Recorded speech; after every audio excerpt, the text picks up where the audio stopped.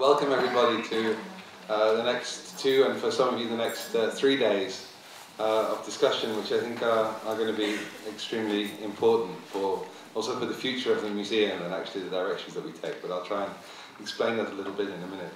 I have to say, it does give me exceptionally, I've often said it gives me great pleasure standing on this this podium, but it gives me exceptionally great pleasure to introduce Brian. It's not his first visit to the museum. He was here during the Project Forms of Resistance a couple of years ago, but it's certainly his longest, and I also hope it won't be his last. Today, tomorrow, and for some of you on Sunday, those that are in the closed sessions, we will be examining Brian's extensive output of thoughts and concepts and vocabulary on art's relation to contemporary society and the contemporary political situation from a number of different angles.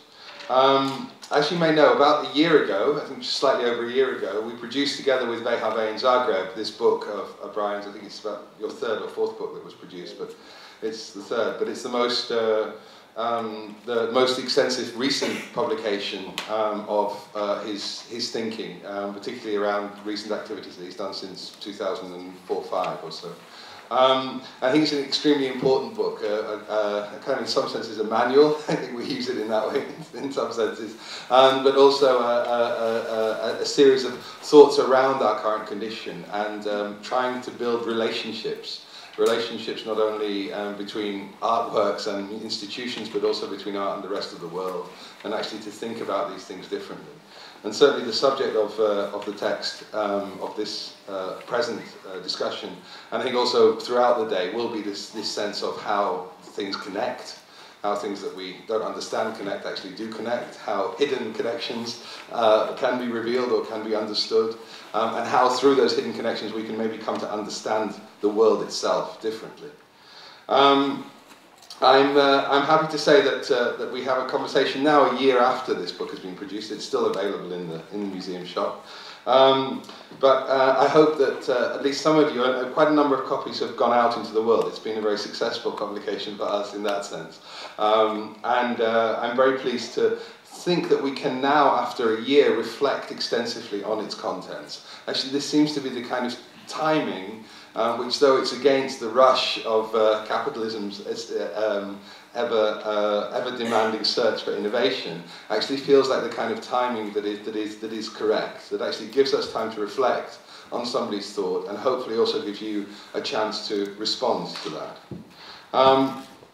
Tonight we will hear about a core concept in this book, but also one of the neologisms, one of the terms that Brian has produced, which I have to say has been extremely important for this institution, that is the extradisciplinarity, the idea that we can step outside of the boundaries of our own disciplines.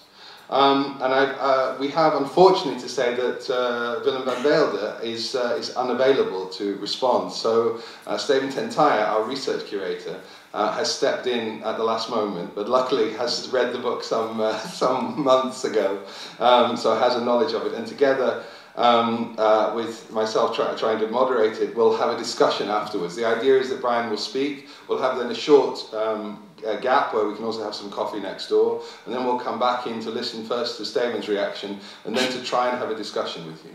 Brian will also be here, of course, tomorrow, where Armin, Medosch and Angela Melitopoulos will be doing 2 presentations. Angela's will be together with Brian, and there will be then a discussion after that. And please feel free on the Saturday also to ask questions about what happens tonight. The idea is really that this is an opportunity for all of you, but also I think for us in the museum, to understand and play out the consequences of some of those thoughts in the practice of how we make art, how we present art, how we work with art, how we think about the idea of the different publics that might encounter that art.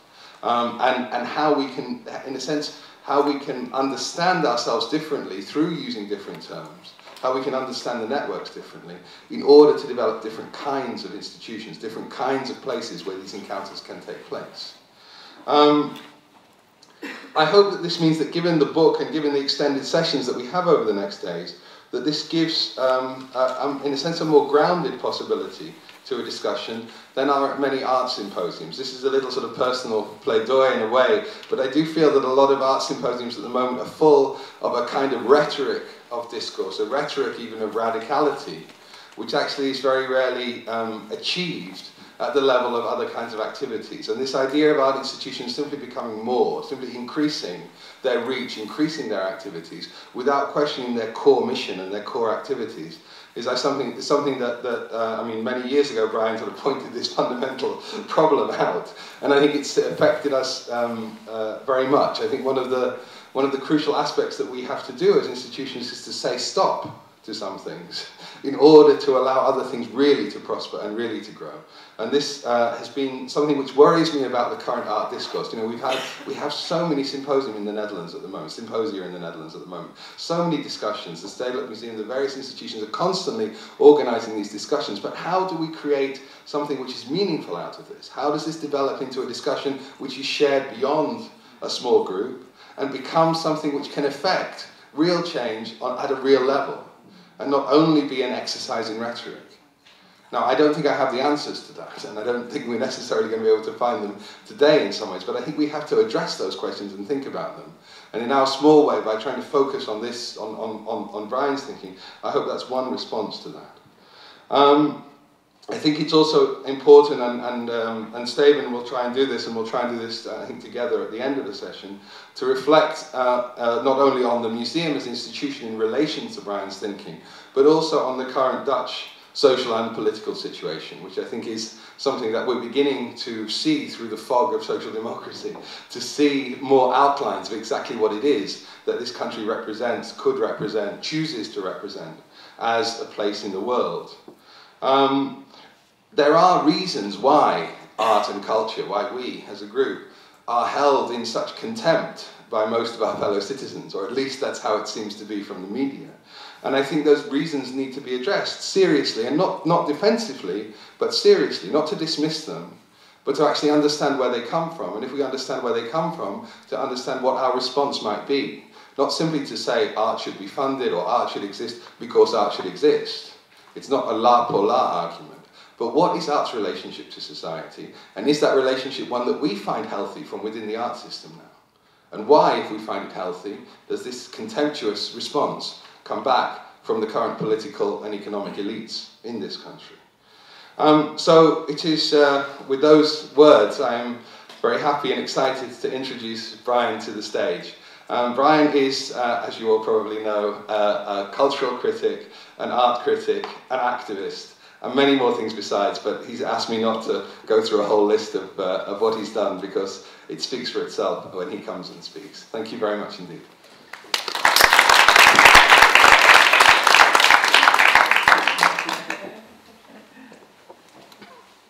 Okay. Well, listen, it's a pleasure to be here. Thank you all for coming. Certainly, I'm glad to begin by thanking this institution and all the people working in it, from the technicians who have been working quite hard to put up this setup for today and especially for tomorrow, to everyone else, including Charles, Remco, Stephen, and many others, for taking the time, first of all, to publish that book. That's something great. I'm very glad of that.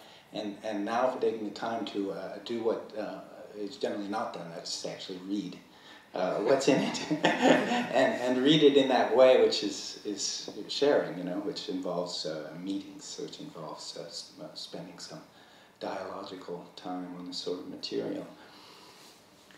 Okay, the image you see there is something that was made by a group called Etc. They're from Buenos Aires. So they were an art kind of surrealistic, they still are a kind of surrealistic street theater group, and they did a lot of work during the Argentinian insurrection in 2001 and going on for about 2 years. And on the day when it seemed that it was really over, and the state was really coming back during the big parade, when the Argentinian version of social democracy was coming back to organize society once again, they set up this, a first version of this thing here, and the slogan that was with it was, we put our bodies on the line, you put your face in the picture. Kind of like, okay, so now that the insurrection is over, you come out for the parade. Eh? They made another version of it, and they decided they would put me in there. with multitudes and my sidekick Marx. And the thing that I think is kind of great about it is this kind of goes with the play Van Abbe thing. There's a little electric plug there, and you just, you know, plug me in and then let me go, you know.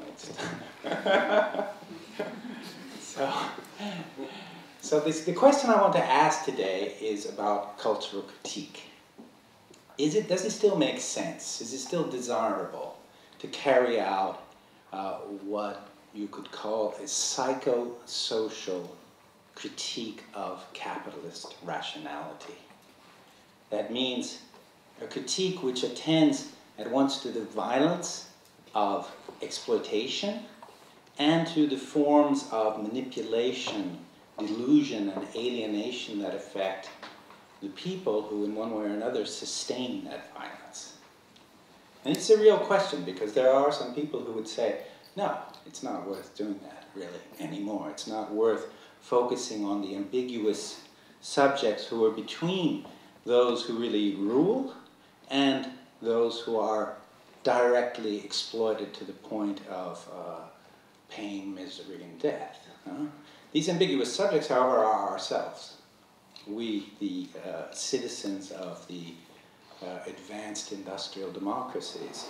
So I have thought over the last 10 years that that this is a project that could be carried out in this time, in the present.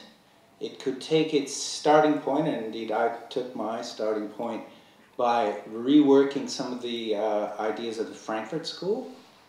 Not only Theodor Adorno and Max Horkheimer, but the entire school, which was formed as the Institute for Social Research in the 1930s, then immigrated to the United States in the late 30s and reformed there. And of course I tried to transform some of those basic ideas and see whether it would be possible to launch some kind of a contemporary, distributed form of critical thinking that could have consequences. That is to say, that could inform and help to guide and orient political projects, activist projects, cultural projects, artistic projects, and also research projects in universities and in other places, like museums, for instance.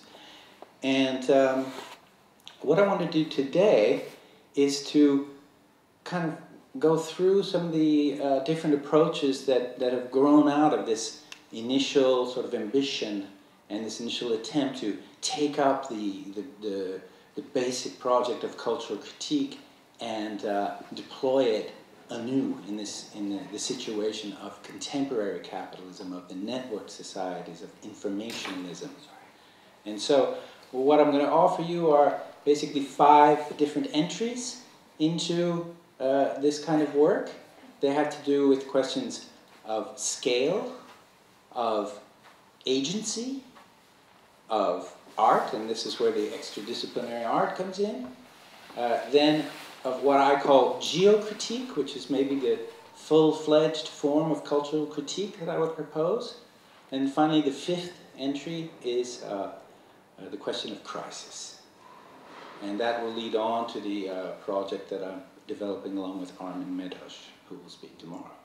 So these 5 sections correspond kind of, in a way, to the 5 sections of the book also. So in fact, each of those sections could be a reference back to the book.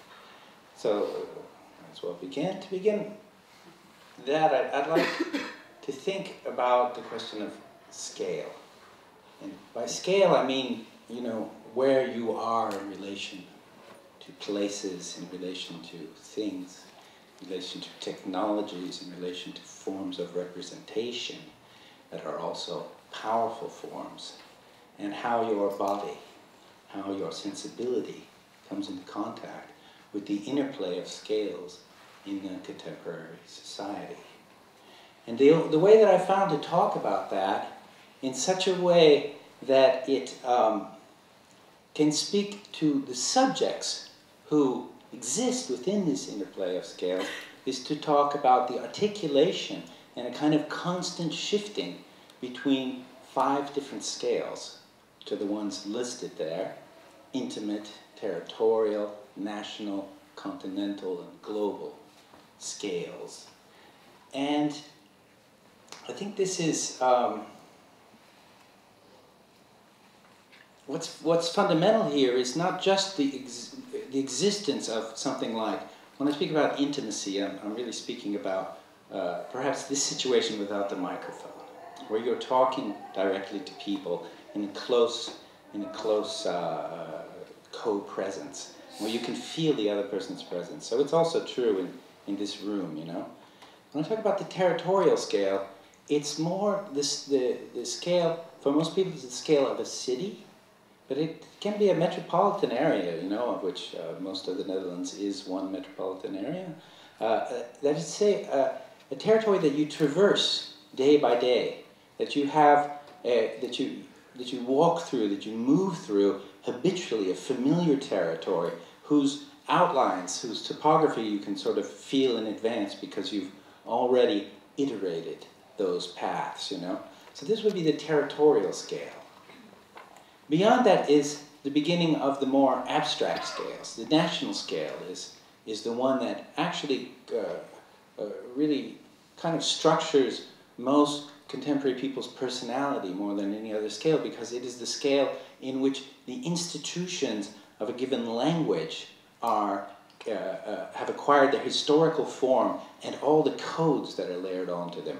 Legal codes, institutional codes, also scientific and epistemological codes, poetic codes, and so on, with the disciplinary institutions of the state and all the complex instruments for communication and negotiation within people speaking the same language and being governed by the same laws. So this is clearly a very, very important scale.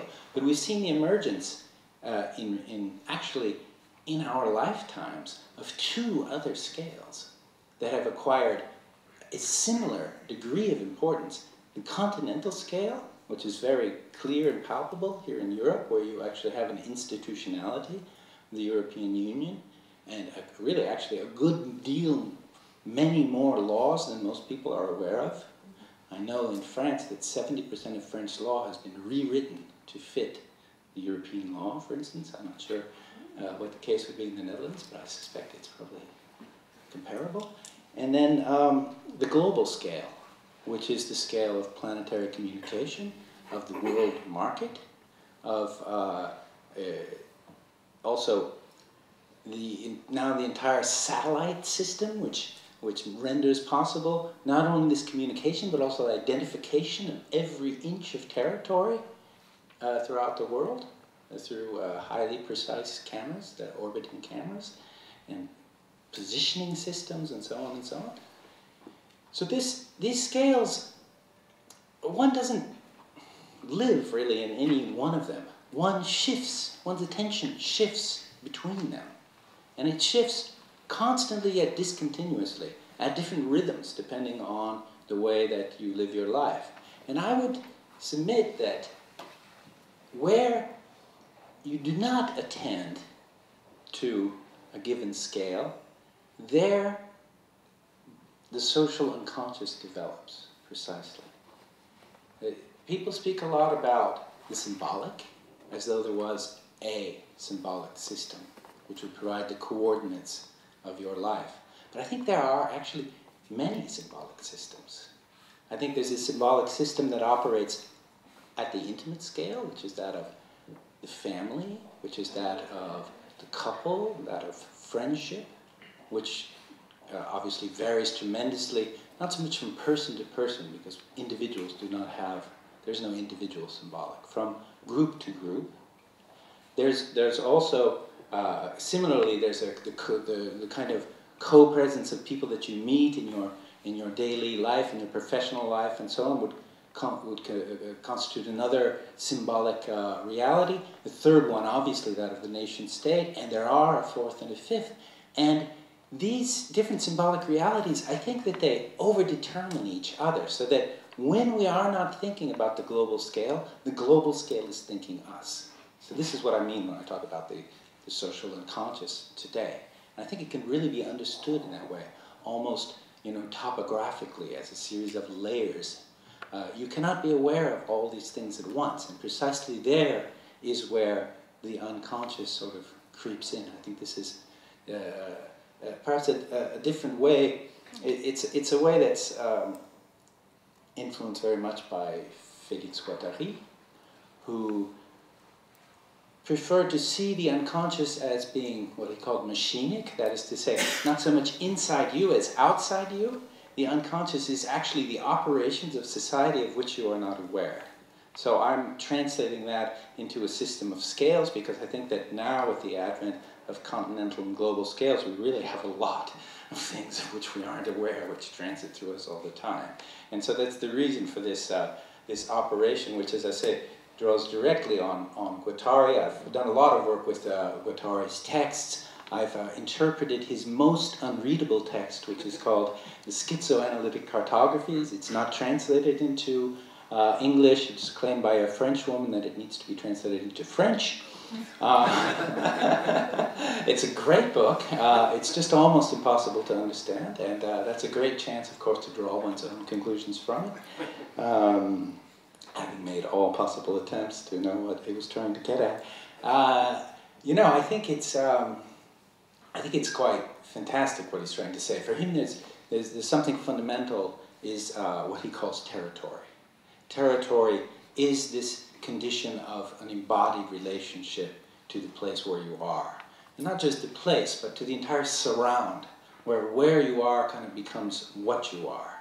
And he saw the territory as a situation where one could always be on the verge of becoming inspired, of getting a kind of new rhythm in one's step, and of making a break into a different relationship to society, a different relationship to projects, what he would call machines, to flows of energy, and also to ideas. So he sees really a movement from this side here, which he calls the virtual, to the side of the actual.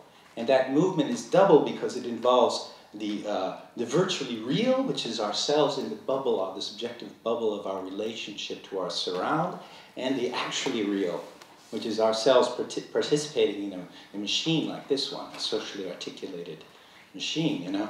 And but there's also a relationship between the aesthetic ideas, which actually mobilize us or immobilize us, and the what he calls, well, I shouldn't really say aesthetic ideas, because it's not really ideas. He called it refrains. It's a kind of rhythmic return of impressions without which you do not yet have. For which you do not yet have a language.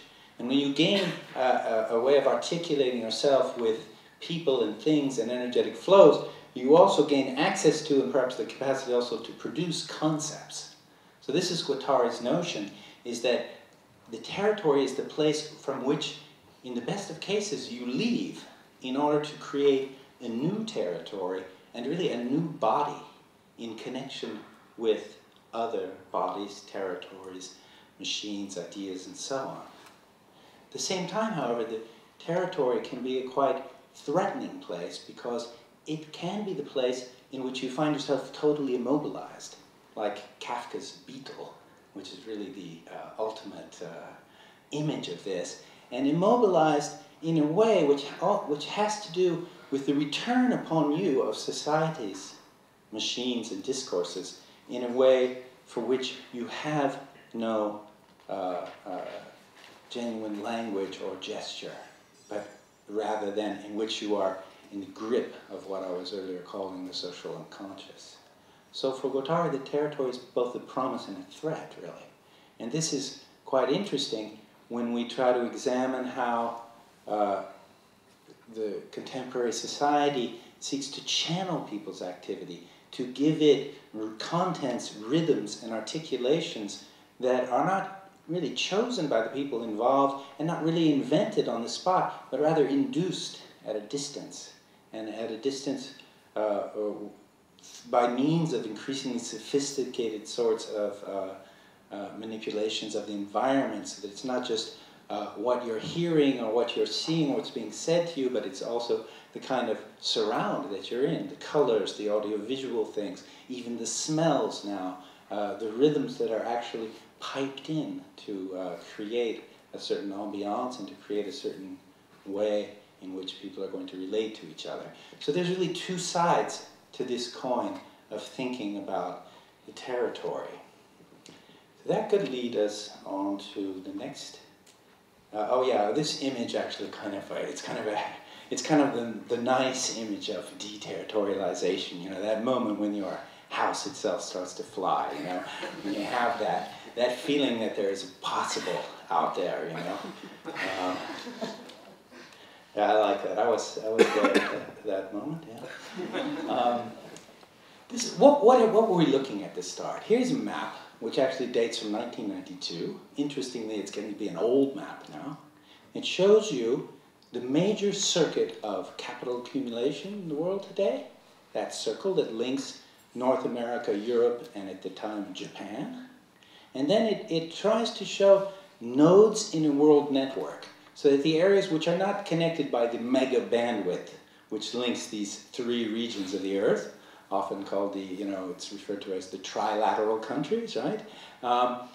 There are nonetheless nodes all over the Earth, and there are also what the geographer that made this called, dead zones, and so you have marked some zones to which capital doesn't seem to even reach or care about at that time. What's interesting is that the map is already old. Its hierarchical structure is already somewhat out of date. There's clearly been a tremendous expansion of the Chinese economy, which makes it a part along with Japan of the major circuit of capital accumulation. And there has been such a developing energy from South America, particularly Brazil, South Africa, India, that the entire map is on the verge of being destabilized. This is something quite fascinating, that the mobility of the information society has really begun to change the map of power in the world. So this relates to some of the things that I was saying just a moment ago. Now this is the other map that composes that first image that I was showing, which is a map of the internet. It's a map of the internet, but it's also a map of the world because the locations of the head offices of each of the major autonomous network systems, that is to say each of the major networks in the world, are located on latitude lines such that you can see, for instance, Buenos Aires here, Rio de Janeiro there, the only cities from Latin America that really figure on the map. All of this would be North America. Up on the right, that would be Europe, including Russia and so on. Of course, everything is in there, right? And then this would be Asia, the last part. It's really amazing if you look exactly how little China shows up on this map. It's really amazing. I mean, there are, I don't know, some 400 million internet users in China, but of course this map only records outgoing signals, signals that leave their network of origin. And as you know, the Chinese networks are extremely firewalled. They're extremely limited in how much signals actually leave China. So that's why China doesn't show up on this map. You do see, I mean, you can see the cities, the major cities. Seoul is obviously a very big one, but Beijing does show up, but it doesn't show. I mean, it shows up as though it were not quite as important a city as Seoul. It's pretty extraordinary, really, this map. And what I wanted to do around when I started thinking about this 5 or 6 years ago was to try to see through these maps, which in their own way are both hierarchical, and which show, which both show the sort of three major poles of the world network, right? I mean, you can see it pretty clearly here. What happens when this map goes into motion? What is actually the activity behind the representation of the distribution of power in the world? And what would that look like if you start to see the operations of the map? What produces the map? What actually generates this diagram that we're seeing?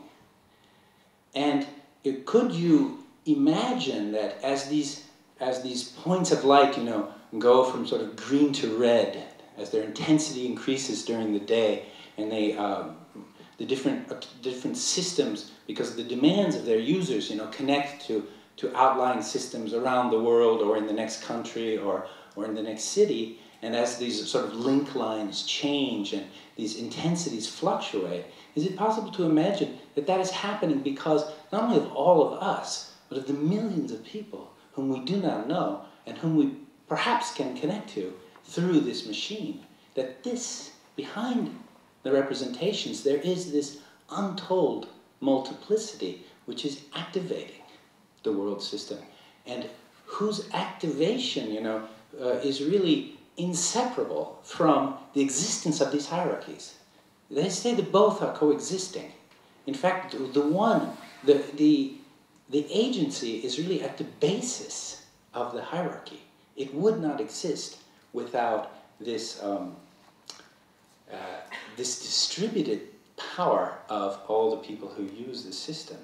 And that's been put into language by Foucault and his interpreter, in this case Deleuze, in the late 70s and early 80s. I think it was really a great transformation of the way one can think about power in contemporary societies when Deleuze, really drawing on Foucault, because this is from his book on Foucault, he describes the diagram as something that's highly unstable or fluid, constituting hundreds of points of emergence or creativity. And he wants to indicate the openness, the potential for intervention that adheres to every social relation because of the limited but real power that flows through each participant. Thus, at its point of application, where individual behavior is molded into functional patterns by the convergence of mutually reinforcing constraints. Okay, this is how I'm trying to explain what power is. Many different constraints come to bear upon you and create not something like a straitjacket, but the pattern of your existence as it is constrained by all these different pressures that from everything from the bills to pay, from the grandmother to visit, from the obligation to park your car in a certain place, etc., etc., etc.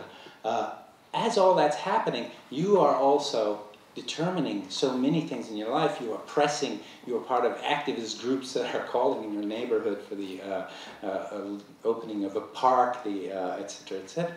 And this is possible because the power to create society is also the power that you apply every day for the creation of society. And if it is possible to twist those powers away from their normative patterns, then at that point something else happens, which is exactly what Deleuze and Foucault were trying to describe. At that point, power sort of folds in on itself. It redoubles inside of you. It produces resistance and alterity. That is to say, the very power which would subject you becomes your power of resistance and your desire to become other.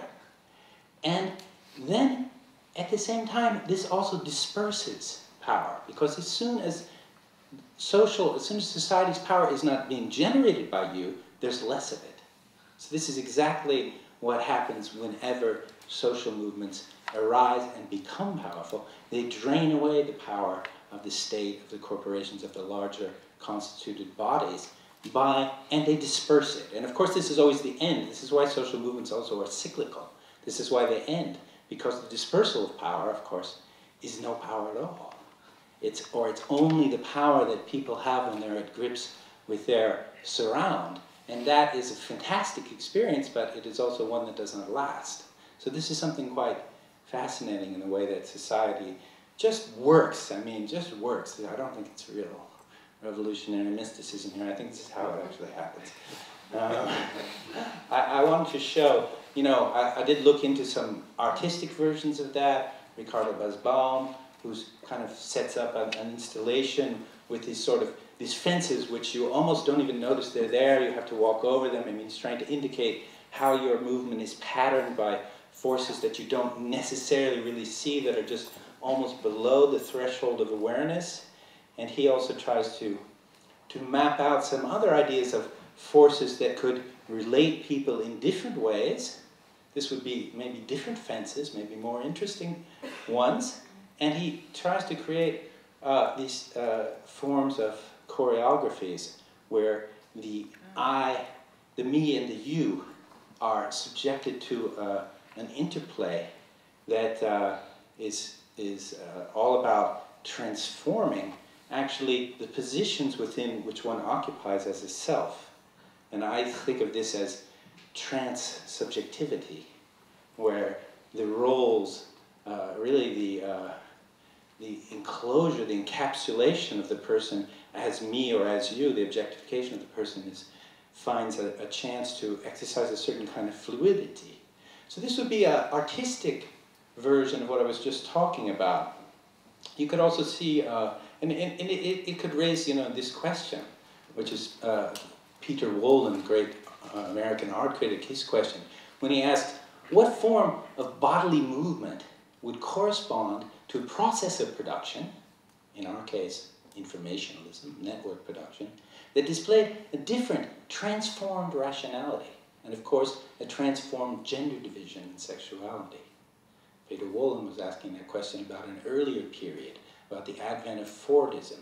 But I think his question is tremendously relevant when we talk about the advent of informationalism, and when we talk about the quest to find really a different form of bodily movement, a new body, that would have a different type of reason, not the same rationality as a command and control type industrial rationality. And you could see an activist translation of that in the work by Marcelo Exposito, which is called The 1st of May, The City Factory.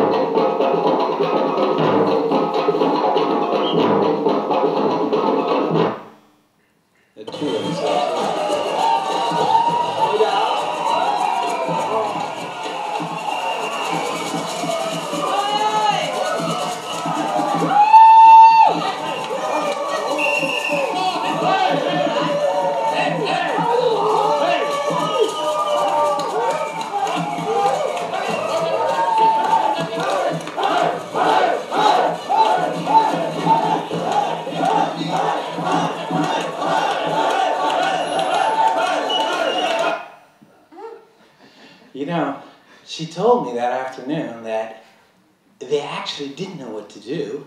They broke their ranks, and 2 of them got in, and then when they got in, they didn't know what to do.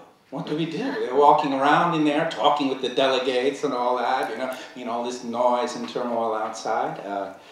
Quite extraordinary event that was in Prague, in year 2000, at an IMF World Bank meeting. Marcelo was there also, and years later, he made this film, and he's clearly trying to show in the film how what had been avant-garde forms of modern dance become appropriated and transformed in the course of over half of a century, and become some of the elements out of which really a new sort of body is made. And I think that's quite a deep look into what's been happening over the past 20, 30 years. So I thought that was a good way to look into this question of how does one develop, the potential for autonomy, because the potential for autonomy is, curiously enough, one doesn't develop it alone. It's really not possible, because it's a rhythm. It's also, to have agency, you have to be able to share things. To be able to share things, you have to be able to share a certain kind of rhythm. Now, this have to is not something, because you don't have to do anything. So if you come upon that, it might start to make sense, or if you've had such experiences, then it might make a lot of sense what's being talked about, what's being shown, what one is also invited to by generous artists and also activists and also thinkers. So this question of autonomy, we were talking about that quite a bit.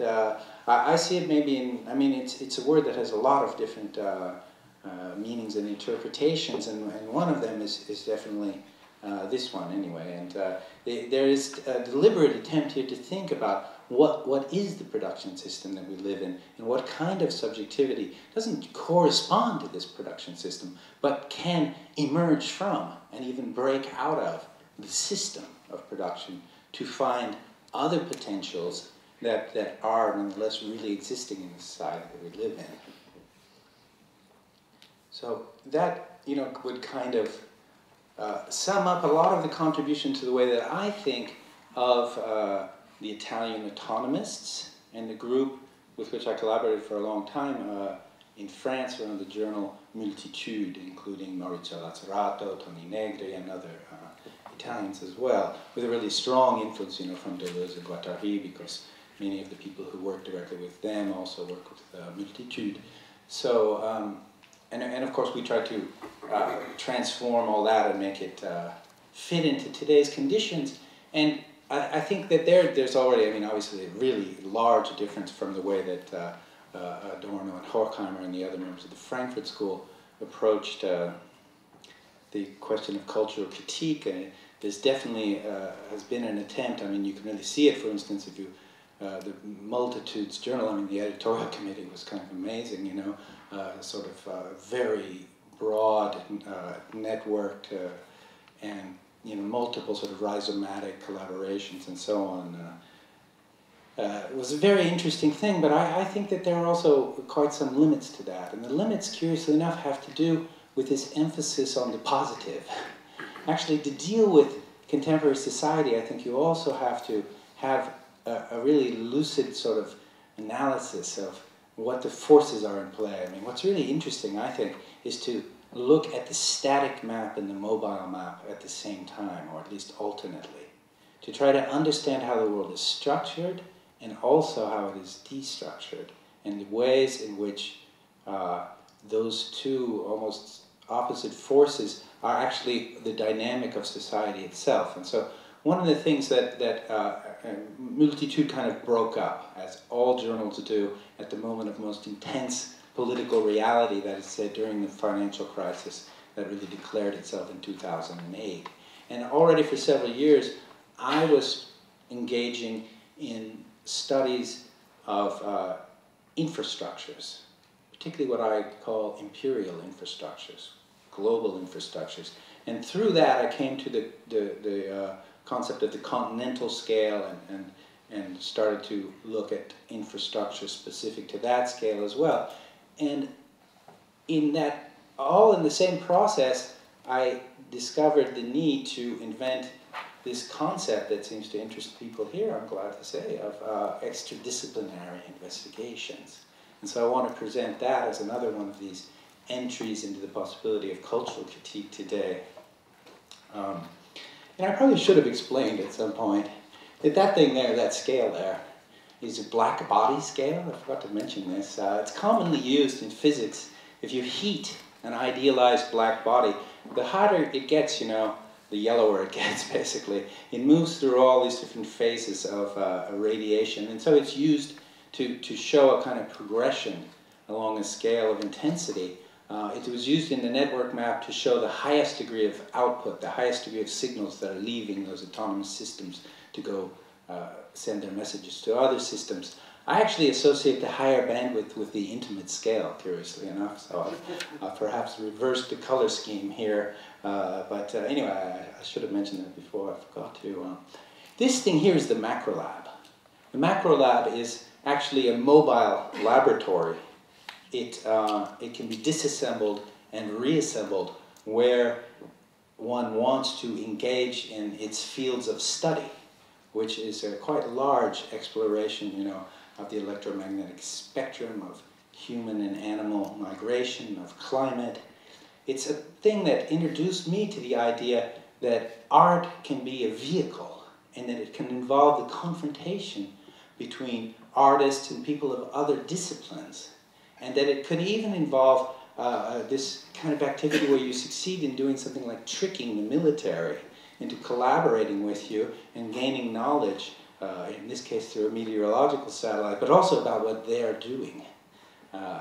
It's a different possibility for an art critic, in fact, to cease being focused on an art object, to cease engaging in criticism as an end in itself, and rather to take the artistic project as a vehicle which transports all of those who are involved in it in this process of research and of transformation of the environment itself, of invention, of application of that invention to, of course this is an experimental project, it's deliberately about miniaturization and isolation of a kind of experimental social group.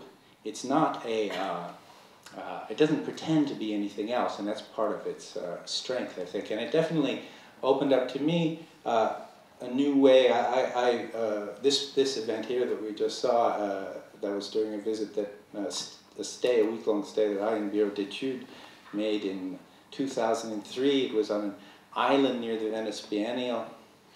We were finally going to go visit the Biennial on the last day, and the weather intervened.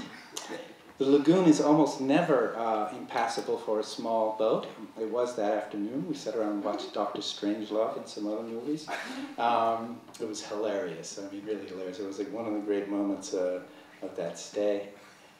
Here's another project. This show actually opened in Vienna last night, as I was told.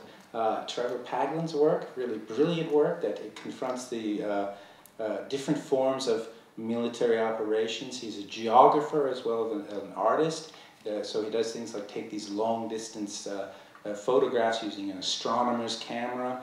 He's also engaged in a whole series of aesthetic explorations concerning the history of photography and of geography. And this image that appeared on the screen now is really quite significant. I mean, what you're seeing is, in a way, a remake of a quite famous photo that was made by Timothy O'Sullivan in something like 1867 or 1868. This picture here is not that same photo, but the reason I put it there is because there O'Sullivan, shows this sort of fantastic sublime vista, and if you look closely at the detail, you see the team of surveyors who are actually part of the geographical expedition. And what Paglen is trying to show in his work is actually not just the aesthetic image with its actual sublime characteristics, but also the kind of work, the kind of geographical work that underlies that aesthetic image and that produces, in his case, you see the stars above, those are the trails of the stars on a long exposure shot. And if you look carefully, you can see a line bisecting that, which is an artificial star, a satellite, a military satellite, of whose existence and whose orbit he would not be aware if he did not have, if he had not encountered himself a team of surveyors who are people who were trained during the Cold War to watch for satellites, Soviet satellites, appearing over their heads.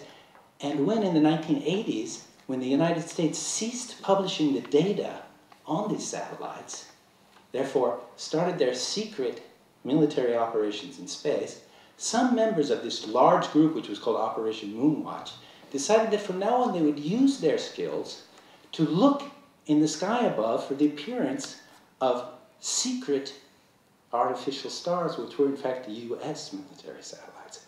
And so Trevor is collaborating with a network of satellite spotters, an ad hoc network, which owes its origins to exactly this kind of reversal of power I was talking about before. And in that way, he's able to make these pictures where the sort of sublime image of the stars is traversed by the path of the satellites of whose existence we would not be aware without the work of those stellar geographers. Here you can see actually there are actually 4. So this is a North Pole 4-hour exposure. That's the wheeling stars around the North Pole. The satellites in their polar orbit, which is a very common one for spy satellites, crossing. It's really quite an amazing project, and the show in the catalog with the essay that I wrote is the catalog should be out very soon, in a week or so. And if you're interested, I would refer you there. But what the point I want to make here is that Paglen, is a geographer, a professional geographer as well as a professional artist. And so he's sort of uniquely able to generate this extradisciplinary relation between his own two disciplines.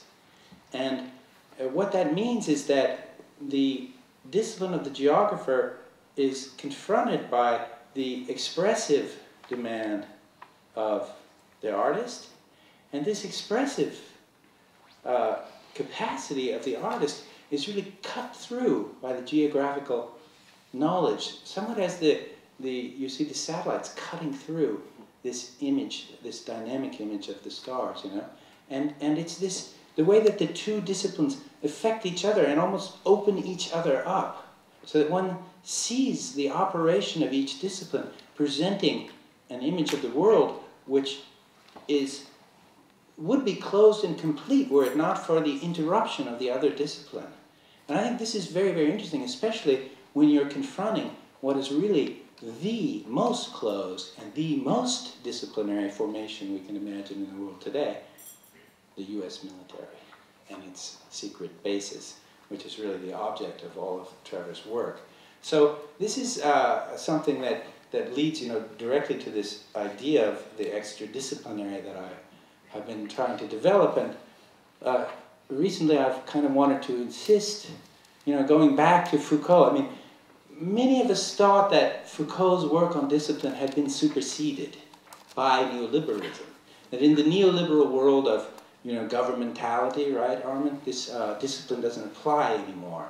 That this is, and Foucault himself gave some indications as to this being the case. But actually, the more I reflect on it, I don't really believe this is true.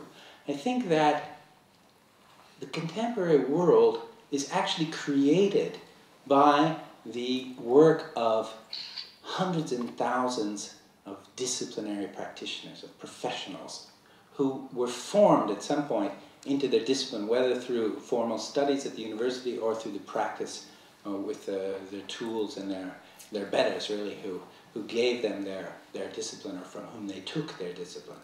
And what we have, of course, because there is something to this notion of liberalism, what we have, of course, is the exact operation of the very device that Foucault described, the panopticon, which consists in internalizing the disciplinary force so that it no longer weighs upon you in the outside world, because it weighs upon you in your own world, and they don't have to lock the door anymore, because of course the bars are in your head.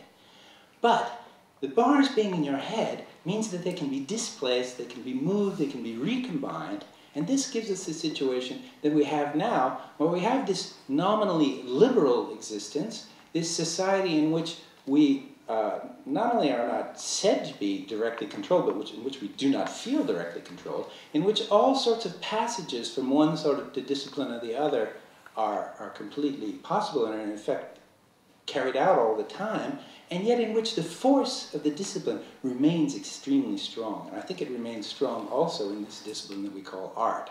And that's why I think that a deliberate confrontation of the disciplines which may likely already be operative within yourself can be something quite interesting, because again it will open up some realms of the social unconscious which are maintained strongly by these disciplinary operations.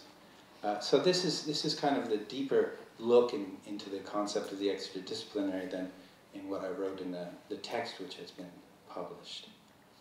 And now the other key field for me, although I've carried out these kind of extradisciplinary studies, which I think are really one of the best ways, for me anyway, certainly, to learn about specific things, including different forms of infrastructure. Angela Melitopoulos and Ursula Beeman carried out this fantastic thing on the highway system being developed in southeastern Europe. I mean, it's like an incredible thing for artists to do, you know, to become experts in, you know, oil ducts and integrated road, rail, and communication systems, and it produces fantastic art. So there are many different things, but I've kind of focused a little more on the military on one hand and on finance on the other. Whether through this performance of an artist who decided to perform as a day trader, That is to say, he convinced people in a chat room to lend him 50,000 Australian dollars on the pretense that he was going to make money in the markets, or even if he didn't, it would be such a spectacular gesture that it would be interesting for them anyway. Maybe it would revive some interest in trading or something. Okay, so he carried out this 15-day performance. Of course, he failed to make money, but a fantastically interesting piece of art resulted, and an artistic experience resulted under the title Catching a Falling Knife.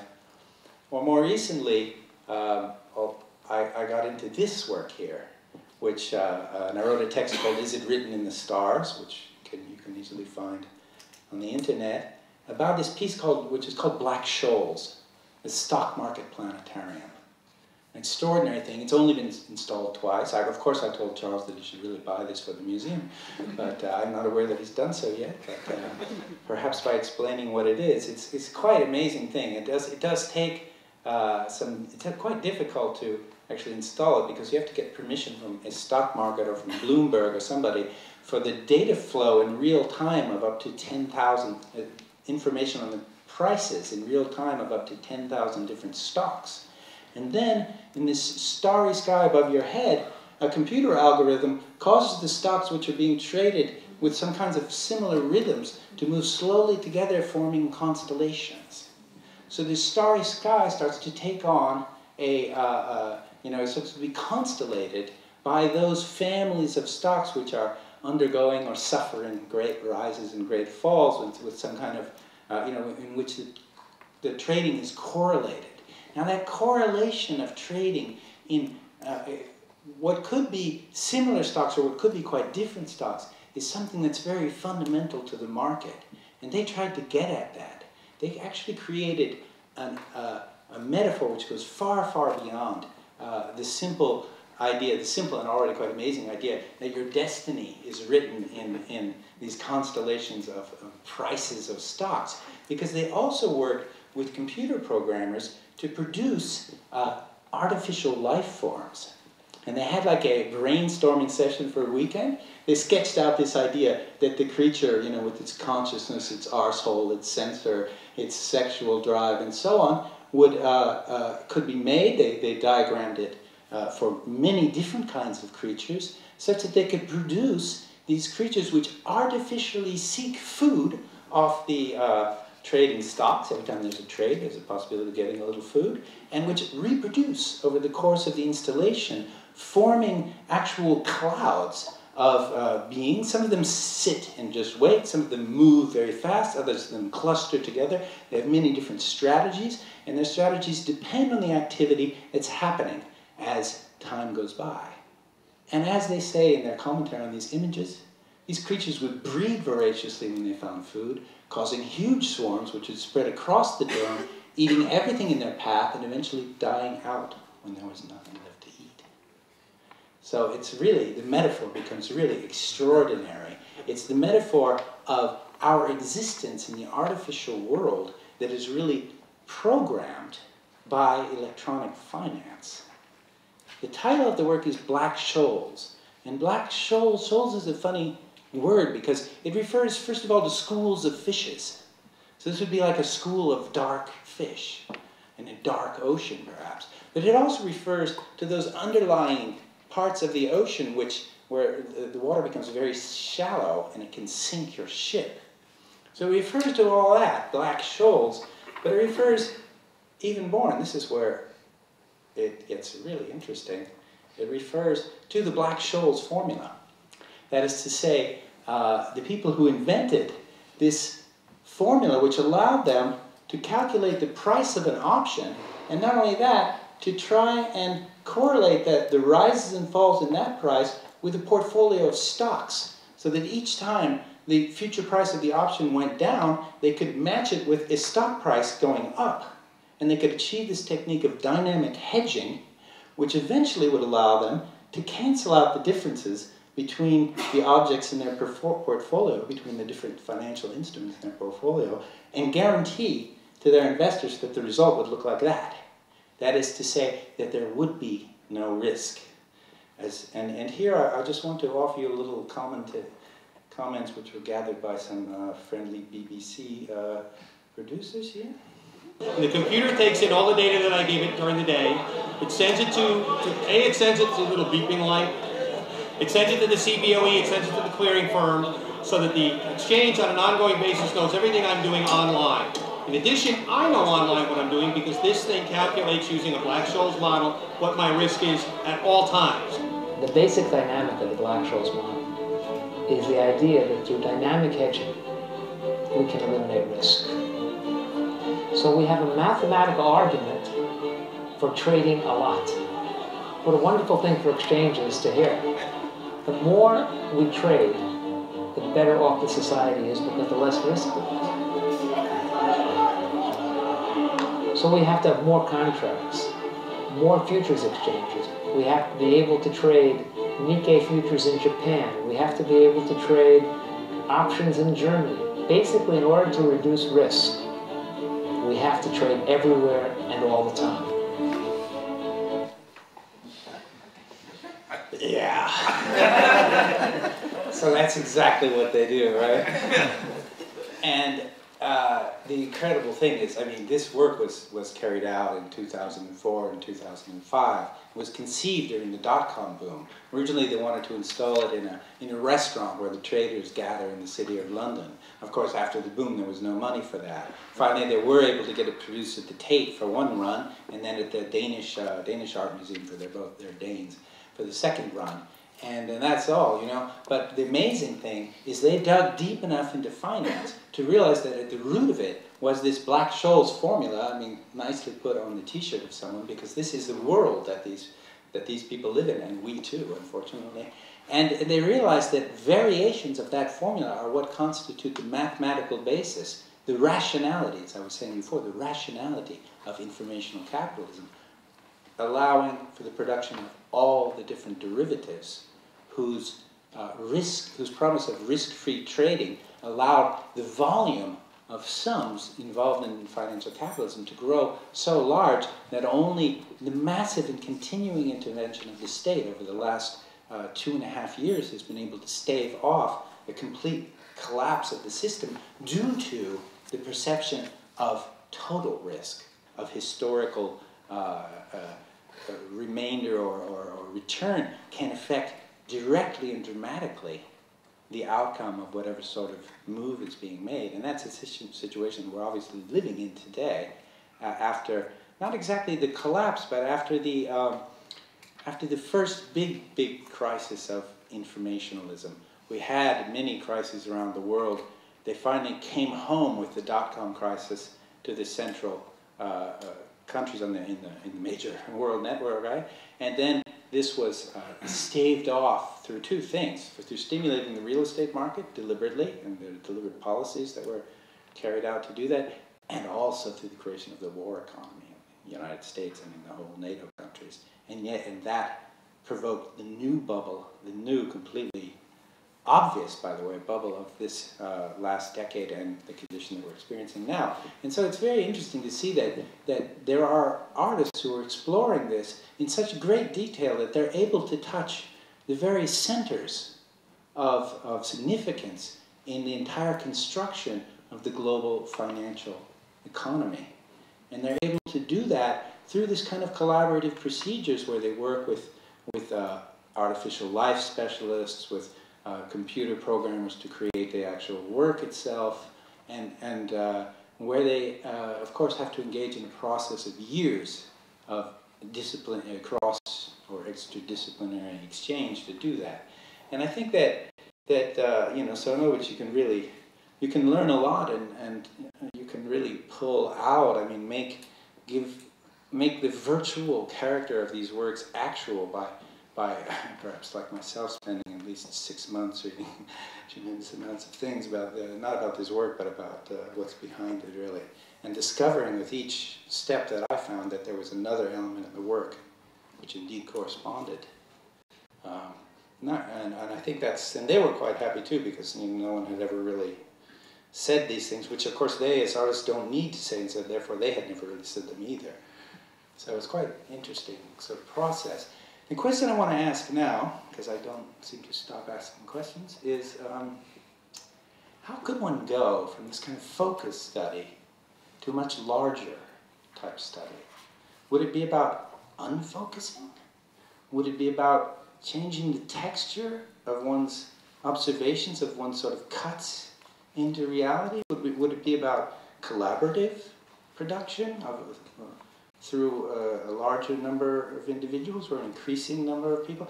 I mean, how would one actually do that? Now, I'm not really entirely sure. I mean, of course, I have some ideas, and you know, have been working for several years to develop this idea, which I ended up calling geocritique, where I try to look at different. I don't know. I actually just did stuff, and then retrospectively, I realized that I could say, at least, that what I was trying to do was look at different scales of social reality and try and really show how those scales consist as such. You know, how does a territorial scale in an advanced capitalist society really consist? Well, to do that, one of the things that I found myself and we found ourselves doing was to create groups, mixed groups of artists, activists, theorists, and other people to engage in things that we called seminars, but were really much more mobile and sort of not just multimedia, but also sort of different subjectivities and different practices and disciplines sort of combined in these seminars. For instance, with the 16 Beaver group in New York, where we carried out these continental drift seminars for a few years, 3 or 4 years. We also did carry them to Eastern Europe, to Zagreb. Charles and Remco actually came to this event. We've also created a quite territorial group in the Midwest, which is devoted to exploring the Midwest Radical Cultural Corridor. So that's another twist, and I think a different form of embodiment that I particularly like, actually, when it comes to trying to find out how it is, what is this environment that we live in? I mean, that's really our question there in the Midwest, and who speaks in this environment? Whom can we contact? With whom can we really create or evoke into existence this idea that what we don't have is high-speed rail corridors and airports and so on that just leave all these great expanses of territory entirely forgotten, entirely disdained, and that's really the case there, because this is Rust Belt, this is serious Rust Belt, and colonized agricultural territory taken over by multinational food corporations to produce toxic corn, you know. I mean, the Midwest is really, it's something. It's not the America that shows up in the TV, that's for sure. And yet, we live there, and we want to explore this territory, and for that, of course, we need to invent a process, we need to invent a poetics, we need to invent a practical machine that can allow us to take this sort of initiatory trip, you know, which is a continually unfolding sort of thing. And that's exactly the kind of thing that I think is behind the possibility of a geocritique. So some of the studies in the book are these. This one is about the Research Triangle area, which is actually constitutes the basis of the innovation system of the United States. It's a relatively small area. There's an industrial science park and 2 universities forming a triangle over an area that you can easily drive around in a day. So it is a territorial scale, but of course it's a territorial scale that's in relation to the national scale and to the global scale, to the extent that first the science park in the 1950s was copied around the country and then around the world, and second, when the sun, because now we're out of the Fordist period where you could have one installation, controlled installations. Now you have a network, of course, among these 3 towns, among all the universities, all the startups and industries that have grown up around that. You have really a productive network in this area that is really the basis of informational production. You find the same kind of thing in northern Italy, where it's been studied extensively.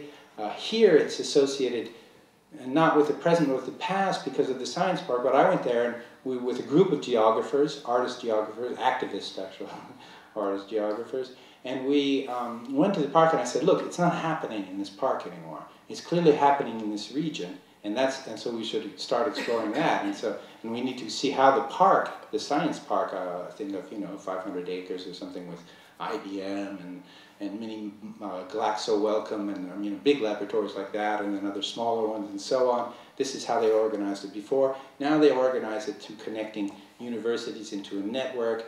Corporations will inject money into those universities. Military planners will pick out selected aspects of a program that they want to develop and have people develop it without even really saying what they're going to use it for. This is a different innovation system than the one in the 1940s and 50s and 60s. It's the one that's characteristic of our time. And so I wanted to study that and to give, no longer did I have an artistic lens to look this through, I actually had to transform the writing into that lens to make it this sort of multifocal approach. And I've continued trying to do that. I think that, well, this was really the first one. This was about the relationship between a territorial group, or really a system of groups called hijos in Argentina, which are the children of the disappeared, and the way that they acted to confront national politics during the years leading up to the insurrection of 2001, and the way that therefore that sort of possibility of a social movement developed through time to eventually become the closest thing to a revolution that's happened in our lifetimes, actually. So that's pretty interesting stuff. So there it touched the national scale, actually with the attempt to map out the transformation of China by the influx of what are called the creative industries, actually brings you to a continental scale, because China is one of those countries that isn't just a national scale, it really is a continental scale in itself, as is the United States, by the way. And in China you find that the relationship between the developed core, which is the coastal network of coastal cities, and what in most regions is the peripheral countries, Mexico, Latin America, and the United States, North Africa, the Middle East for the European Union, for the European continental bloc. In China is the countryside of the vast country of China, where people live with a different kind of identity card and have a different status than the people living in the coastal cities. And where, of course, you have a divide between 400 million people who have incomes approaching those of Western Europe or the United States, and 400 million people who live on less than $2 a day. So you have, and then some zones in between that, you know. So you have extreme poverty in the countryside and extreme wealth in the cities, which is developing at a pace that's really, even when you see it, it's still unbelievable. So I don't really know. I don't really want to go further with this, because what I'm trying to show you is sort of the texture of what kind of cultural critique not only can be done, but on the basis of which one might project many more things, and perhaps much more interesting things. I did, however, want to kind of focus on this project, because it has a sort of timeliness. It was a project, I was invited by Simon Sheikh, who was going to use the last money of the former Scandinavian Social Democratic art institution called NIFCA, which was a sort of coalition of Sweden, Denmark, Norway, and Finland, which at the time was, of course, under Soviet influence and really part of the Soviet sphere, to make an cultural collaboration, and they had social democratic money for that. And as the institution was closing, they used some of their last money for the research for a show that Simon Sheikh curated under the title Capital, It Fails Us Now. And for that, I wanted to invent this concept that draws a little bit on Engels, who said that the modern state, no matter what its form, is essentially a capitalist machine, the state of the capitalists, the ideal personification of the total national capital.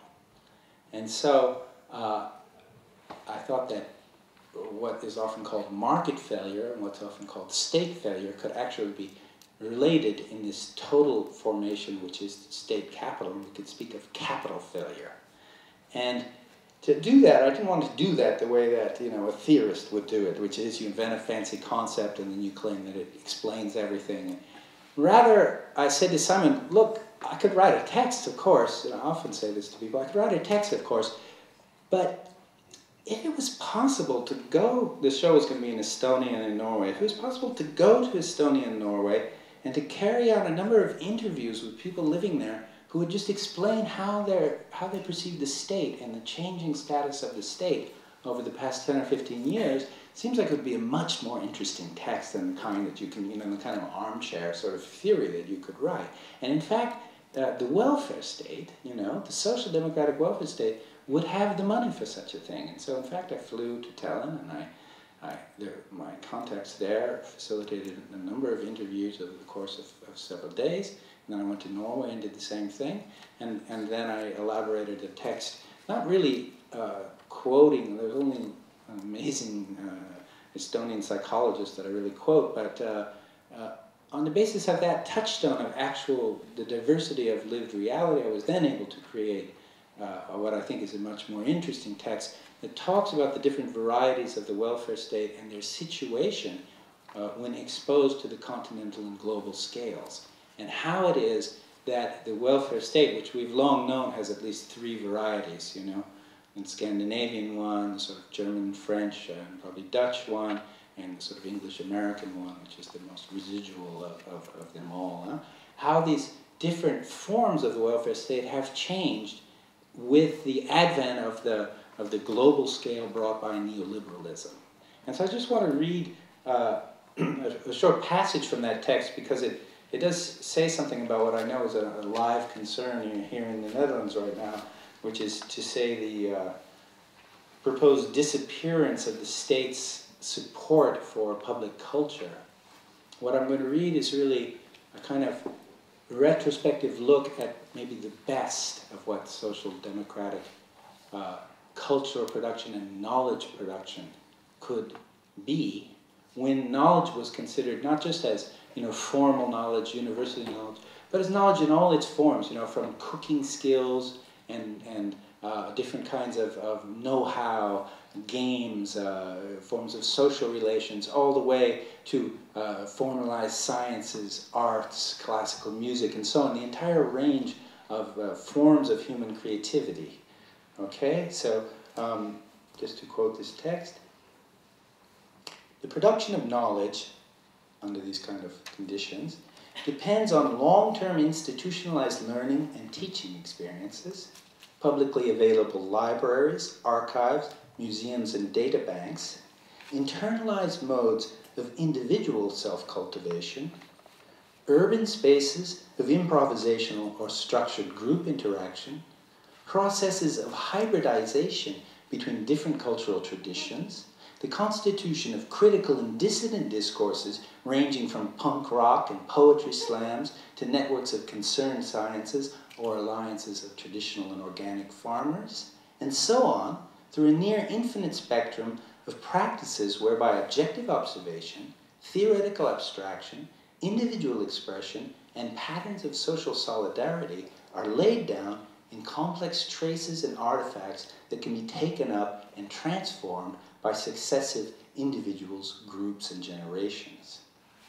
The impossibility of completely functionalizing this subtle interweave of practices and motivations is obvious and was recognized throughout the long era of national institution building from the early 19th century onwards in most parts of the Western world. As Bob Jessup, a very interesting English sociologist, writes concerning education during the Keynesian welfare state period, he says, and I quote, "In stylized terms that were never fully matched in reality," in other words, this is an idealization, but in stylized terms, we can say that education was expected to promote equality of access and opportunity, to create the basis for a talented and just meritocracy that would undermine inherited class and status structures, to create a shared national identity and culture appropriate to a universal and solidaristic welfare state, and to develop knowledgeable and critical citizens able and willing to participate in an expanding public sphere as well as a mass plebiscitary democracy. End of quote. In terms of practices, values, experiences of time and the other, the educational and cultural spheres undoubtedly formed the most complex institutional mix produced by the era of the welfare state. The expansion of the state's cultural and educational mandate and its hesitant extension to class, gender, and ethnic groups that were formerly excluded from representation brought new conflicts and challenges to this institutional mix, which undertook a difficult period of transformation in the wake of 1968. It is precisely this difficulty of representation, precluding any simple reiteration of supposed national icons and values, that has been the source of the most vitally engaging developments in culture over the last 30 years. And this same kind of questioning has also extended to a critical reevaluation of economic and techno-scientific functions. However, with the educational streamlining of the Bologna process, with the corporate sponsorship and instrumentalization of the arts and sciences, with the retooling of national cultural institutions for the transnational tourist market, and with the pervasive trend towards the commodification of knowledge under intellectual property law, what is now being challenged is the very ideal of the educational cultural sphere as the locus of a problematic quest for mutual understanding in a pluralist society. Indeed, the commodification of knowledge is the driving force and central goal of the European competition state, and to the precise extent that the leading edge of capitalist production is redefined as technological and managerial innovation, particularly in the financial sphere. And this means that in the period today, when knowledge is defined as a commodity, that very definition of what knowledge is changes the way that institutions are expected to handle it, to produce it, and to train people to produce it. Changes it in a way that really takes out all those previous definitions that I was talking about, all those expansions of the public sphere, all that diversity in which the autonomy of individuals is confronted to the memories, desires, and needs of other autonomous individuals, and which really concentrates a cultural democracy that is not just democracy in name, but a democracy in the substance of lived experience. You cannot produce that democracy with the definition of knowledge and of art as commodities, because those commodities will always be limited by the rapidity with which they must be both created, sold, and consumed. So it simply will not be possible to create that substantial cultural democracy that I was talking about and that Bob Jessup was talking about in the quote.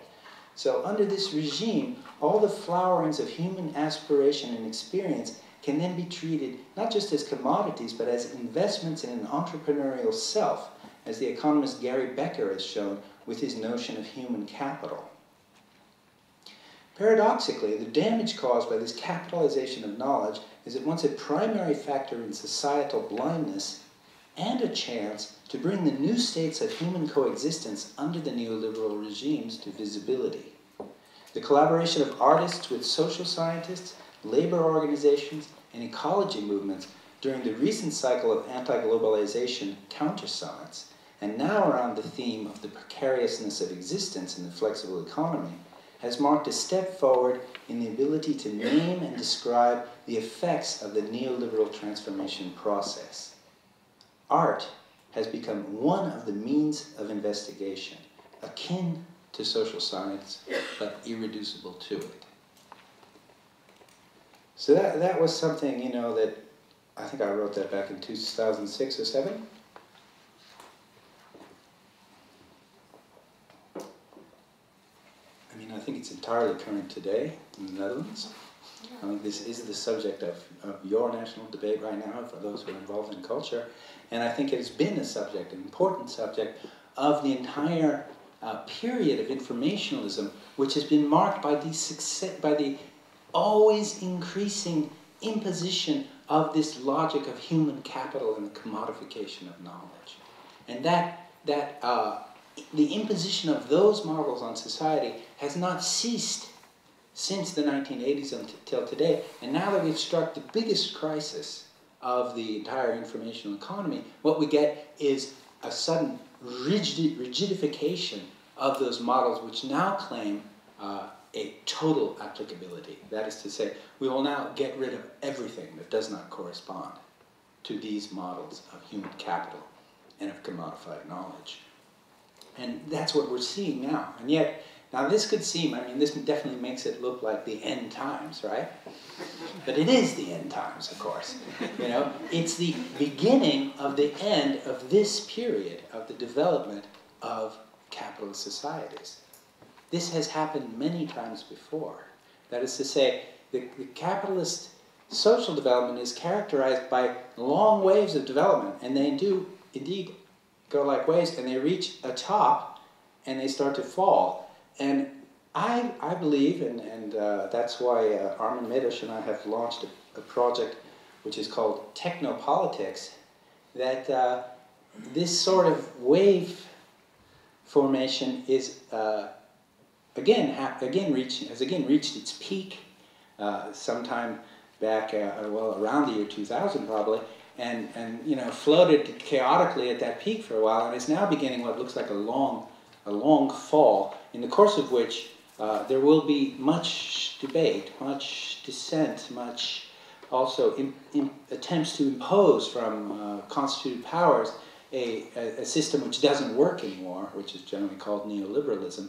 And at the end of this long period, which I expect to be at least 10 years, society will look very different. The way it looked very different after the 1970s were over, and the 1980s came, and suddenly the informatic world began to open up, borders began to come down, the euro was created, the single European currency, what it was called, the European Act, or whatever it was called, and so on, 1986, and so on, 1989, globalization. Well, all of that is a set of rules, in a way. Really, it's an interrelation of scales and a rhythm for crossing those scales that is now entering a period of chaos and is likely to come out looking very differently on the other side of that chaos. So originally, I started with this notion of 4 pathways through chaos. Armin and I got together and we started to develop this project. And all of that for me was stimulated by a kind of realization that technology, economy, ethics, and discipline, all these things could appear as aspects of each other. And I think someone who has seen that really, really clearly, again an artist, a fellow by the name of Lutz Dombeck, who tried to look into the past of the contemporary information society and see how it looked at its beginnings, right during and immediately after the Second World War, and see if it's possible to see in that first development of computers and cybernetic theory the seeds of what we're living through now. And in fact, this is another aspect of the Technopolitics project, that the former wave, so the big wave of capital development from, say, the crash of 1929 all the way to the oil price spike of 1973 and the end of the international monetary order, the Bretton Woods. So that period, the development of technology in that period contained the seeds of the development, the full-scale development of computer technology in our period. So what I want to do is show you a little excerpt from Lutz Dombeck's great film called Das Netz, where he looks into the sort of ethical and subjective consequences of the new theorization of humanity as a set of cybernetic systems.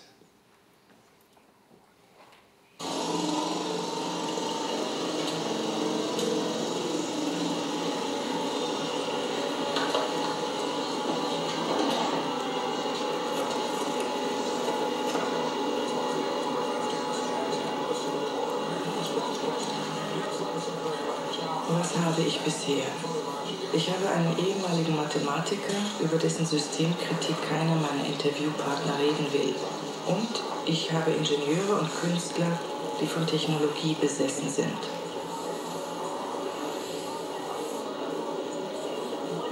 All das gehört offensichtlich zu einem System, dessen Konturen ich erst erahne.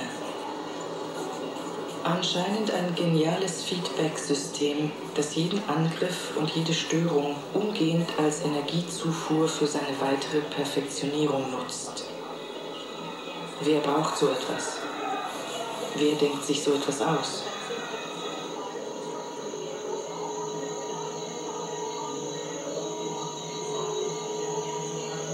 Zwischen 1946 und 1953 treffen sich im New Yorker Beekman Hotel auf Einladung der Joshua Macy Foundation führende Wissenschaftler verschiedener Fachgebiete. Unter anderem Norbert Wiener, Margaret Mead, Gregory Bateson, Kurt Lewin und John von Neumann.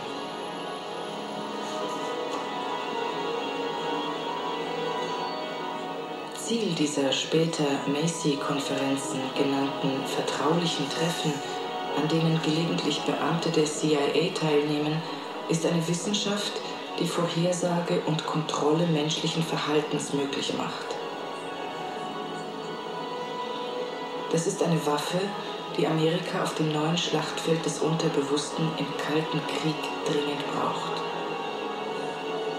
Aufmerksam registriert die Macy-Gruppe deshalb die 1950 erschienene Studie Die autoritäre Persönlichkeit des International Institute of Social Research, eine Neugründung des Frankfurter Instituts für Sozialforschung um Max Horkheimer und Theodor W. Adorno.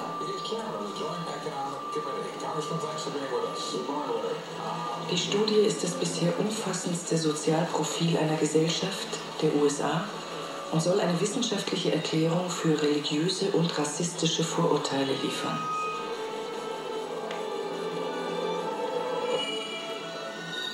Aus Tausenden von Interviews entsteht eine riesige Datensammlung, die durch modernste Computer ausgewertet wird und vor allem auf eine Frage Antwort geben soll.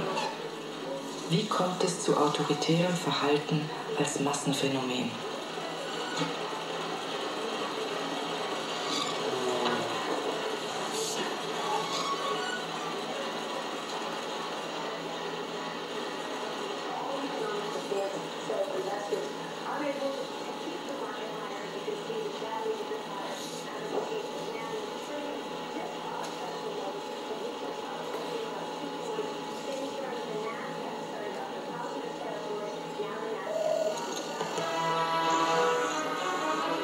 Die Ursache sehen die Autoren in der autoritären Matrix des Menschen, die den Schlüssel zur Psychologie des Faschismus und totalitärer Systeme überhaupt bietet. Diese Matrix bildet sich durch Erziehung und Tradition und ist scheinbar unauflösbar verbunden mit der metaphysischen Vorstellung von einer übernatürlich geschaffenen Natur.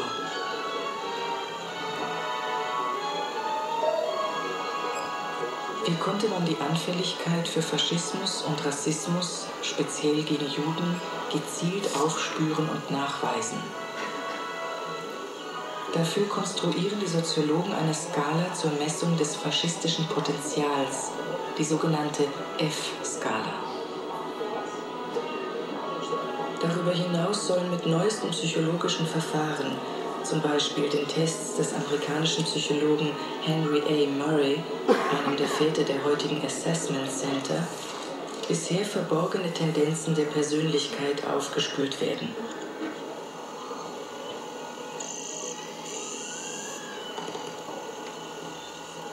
Um Faschismus und Antisemitismus für immer zu verhindern, scheint es notwendig, die Natur des Menschen und dessen kulturelle Muster so zu verändern, dass diese autoritäre Matrix für immer verschwinden würde. Wie kann man unblutig und ohne Operation tief in die Persönlichkeit und das Bewusstsein von Menschen eindringen, um dieses dann gezielt zu verändern?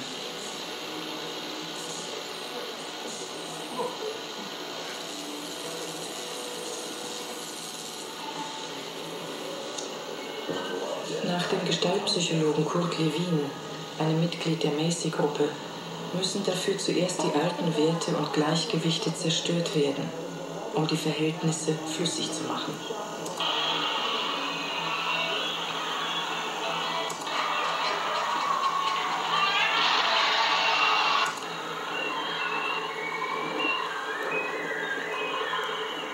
Dann können neue Gleichgewichte und Werte etabliert werden.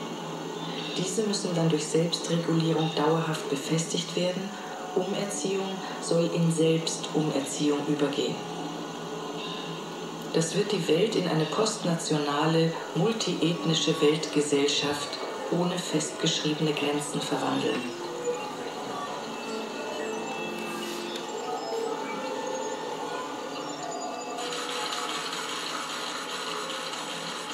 Die erforderlichen Werkzeuge und Baupläne für diese neue Weltordnung glaubt die Macy-Gruppe anbieten zu können. Neue und schnellere Rechenmaschinen und kybernetische Modellwelten, mit denen alle Bereiche von Wissenschaft, Kultur und Politik kontrollier- und steuerbar erscheinen. Das verspricht auch die Programmierung neuer Menschen, anti-autoritärer Menschen nach Maß.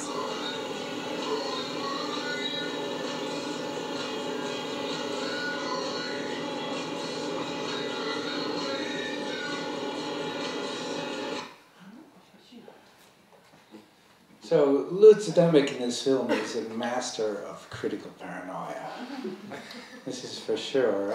And you know, I received because of the striking, you know, parallelism between my own attempt to look back into the studies of the authoritarian personality and track the way that the application of those studies ultimately produced what seemed to be the opposite, namely what I call the flexible personality.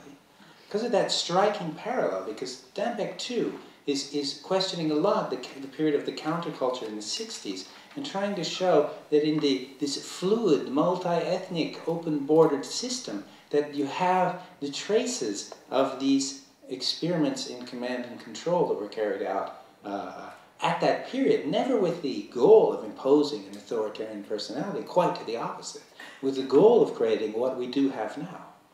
And so, because of that parallel, someone noticed that and immediately told Lutz that he should really get in contact with me. And so Lutz sent me the films. I looked at them, and I couldn't do anything with the film for a couple of years. I mean, I looked at it, I didn't even really finish it, and just put it away for a couple of years. And then, as the conditions in the United States got worse and worse, and you could see more and more how out of the closet of the Cold War was coming the reality of the Afghanistan and Iraq wars, it became urgent for me to begin what is kind of this endless exploration of technopolitics. How is it that certain ideas, certain patterns, which are not only philosophical but also scientific in origin, give rise to the infrastructure of a civilization according to a certain pattern, not whose totality, but whose matrix, whose kind of basic generative forms can be identified and then tracked in their historical transformation over time. To do that, you would need to do exactly what Lutz doesn't do, which is to identify two different periods of cybernetics and to look at what's often called first-order cybernetics, where the engineering approach predominates and the system designer determines what the system will do. And as this guy Paul Pangaro points out, that after this had been worked on for several decades, many of the leading cyberneticists began to become interested in a much more complex understanding of what would be not just a single system, but a plurality of systems which not only compete with each other, but which are also aware of each other's strategies, and who recreate their own systematicity as a function of their analysis of each other's strategies. And so Paul Pangaro goes on saying, an engineer, scientist, or first-order cyberneticist will study a system as if it were a passive, objectively given thing. A second-order cyberneticist recognizes that system as an agent in its own right, interacting with another agent, the observer. Observer and observed cannot be separated, and the result of observations will depend on their interaction. The observer, too, is a cybernetic system trying to construct a model of another cybernetic system. And so there you see the root of, first of all this interest in mapping that has been so great in contemporary art over the last years, with the idea that you could create a generous map that would be shared, would become the object of a dialogue, that would enter into these dialogic processes, that would perhaps disrupt the continuity of sovereignty, you know, expressed here by this kind of endless infinite circle looping back upon itself, as Heinz von Forster really tried to do during the Cold War, I think to disrupt the epistemological machinery of the Cold War. However, this notion of systems, evaluating the strategies of other systems, if you remember the man with the handheld Black-Scholes calculator in the trading pit, that's exactly what they are doing. That's exactly what derivatives trading is about. It's about modeling all the other strategies and injecting your strategy into it, and then taking out the money at the opportune moment. So you come to realize that these techno-political systems really they contain a multitude of options, but they're kind of an overall set that encompasses everything, the best strategies and the worst ones. And really the most interesting time is really when those whole matrices start to enter their crisis, and the very definition of what the basic rules of the combinatory system comes up for grabs. That time is now. That's the interesting thing. And so this is going to be quicker than it looks, because Armin is going to talk about this tomorrow. But we're looking at these long waves. We're looking particularly at the one which is often called Fordism, petrochemicals and automobiles, the one that's often called informationalism, the last two long, Kondratiyev 50-year-long waves. We're looking at the way that computers technology developed during this period from 1930 till 1970, the fourth Kondratiyev wave. During the period of Fordism, you had the incipient emergent development of cybernetics, computationalism, network theory, and network practice. And then during our wave, which is now exactly where it's shown there on the third chart, there is starting to fall down, you have the crisis of that. And we want to look into the different components of that crisis. So, of course, we have to identify the technologies which are at stake, as it is done here. And they note very interestingly that the major technologies and organizational forms of each age are supplemented by an emergent set of technologies, at least some of which will become central in the following period. That's definitely what happened to computers and network technologies. They were important during the post-war period. They became central in our period. They became central also because our period is a period of financialized capitalism. This major product of capitalism is actually the product which makes financialization possible. You can't have a 24-hour real-time financial economy without networked computers and massive systems of cables covering the entire Earth. That's what we got, especially in the 1990s, when this system expanded tremendously. We are using a lot of different approaches. We want to look at the different institutional arrangements that accompany the development of something like informationalism. We are also looking at the very extraordinary thing that's happening now, which is that the hegemony, which was created really by the United States, the liberal world order, this multi-ethnic, borderless world that was projected at the end of the Second World War, enters into a crisis and goes into a period of breakdown, which is probably happening now, and a new hegemonic center, which could easily be in East Asia, emerges at the end of that breakdown. So this is another, a longer cycle part of this study that Armin and I are trying to carry out. I think Armin will probably discuss the analytic approach that we use, developing 4 different major fields, so as to be able to look at society, not only as the Marxists do, to look only the strict Marxists. I mean, we're Marxists also, but they're sort of, Marx started by looking only at production and considered consumption and exchange, distribution and exchange to be sort of supplementary and not really essential. We actually think that production is only possible within an institutional mix, for instance, something like the welfare state, that stabilizes it, makes it bearable and livable for human beings. It is also only possible within a set of global protocols which structure especially the monetary order, but also the military order, in which those groups that are called nations and eventually those larger systems which are continental blocks can interact. Those things change, particularly the monetary order. It's very clear that money is not always one and the same thing. In the great periods of capitalist development, money too has a different definition. And finally, we want to study the agents of change. which are not only, of course, vanguard art groups that we love, but also mafia networks, elites, think tanks, and so on. So many different things. And you can, I've been starting now, of course, I want to overlay on that all of Guattari's ideas about how subjectivity transforms, but that might be for another day.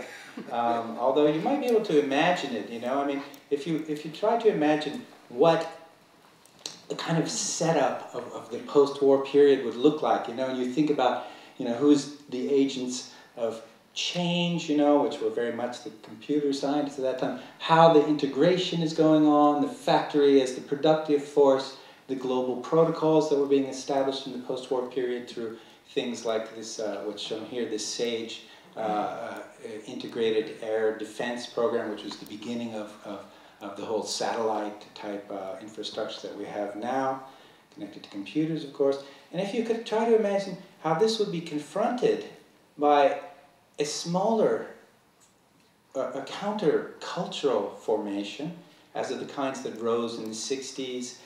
You know, you can see, and here I think we really could bring Guattari into play. You know, you could look at the living theater, you could look at like movements like the commune-type movements, you could look at active social machines like the anti-war movement, you could look at utopian thinkers like Buckminster Fuller if you wanted to get into agents of change. And you could probably look at several different aspects of society, even in American society. I want to add more diagrams than this one, but of course I also want to track this as it transforms into something else which is increasingly recognizable today, and which seems to have begun in the 1980s when this guy as a little boy admired Ronald Reagan and Milton Friedman and later became the governor of California. After starring as a cyborg in a very famous movie. Everything seems to fit. And so now what we're going to do is we're going to take this diagram and we're going to start to see what opposes this type of formation, what sort of disturbances, what contradictions the different major fields of the structuring of society are coming up against now, and to be able to look into, I mean, of course, it's very important for us to think about these integrative processes. I mean, of course, social institutions like museums and even churches and so on used to be here. Now it's a shopping center. That's what integrates, you know. It's a market, you know, the agents of change, and you once might have had philosophers and so on. Now you have movie stars who are running, you know, massive economies like California. But these things are changing, you know, I mean, these things are encountering serious contradictions. It's not sure that we can go on consuming like that. It's pretty obvious that a productive process that's run by, that's guided and whose brain is financial capitalism is not working at all, and so on and so on. I don't want to get into the military part, I don't think, right now, because in the end, that was what I had to say today, and that kind of wraps up the 5 different approaches toward the possibility of a cultural critique that I wanted to present. So thanks very much.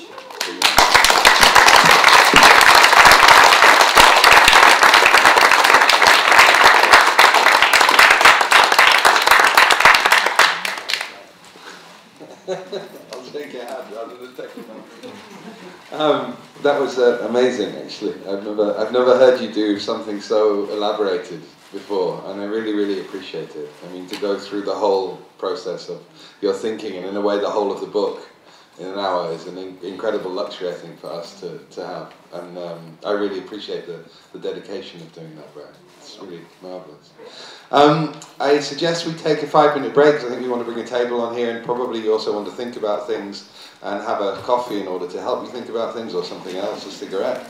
And then please all come back in about 10 minutes, or yeah, really 5-10 minutes. We'll hurry you all back in, and then we'll ask Steven Tentai, our research curator, to respond a little bit, and we'll try and see if we can have a discussion as well. And please think about formulating any questions you have. Thank you.